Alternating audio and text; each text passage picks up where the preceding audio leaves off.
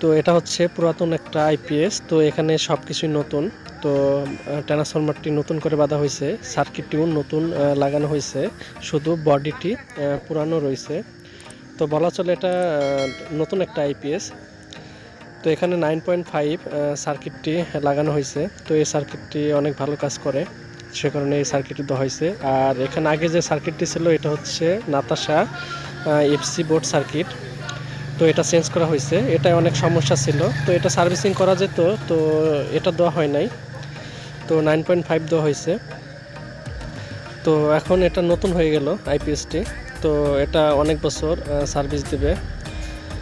তো এই আইপিএস বোর্ডটি অনেক ভালো। তো এখানে 5টা 10টা মসফেট দেওয়া হয়েছে। আপনাদের আইপিএস লাগলে আইপিএস নিতে পারেন। তো অনেক ভালো মানের আইপিএস পাবেন। তো square wave, sine wave, DSP sine wave, সকল ধরনের আইপিএস পাবেন আমার কাছে। তো ভিডিওটি যদি ভালো লাগে তাহলে অবশ্যই চ্যানেলটি সাবস্ক্রাইব করবেন।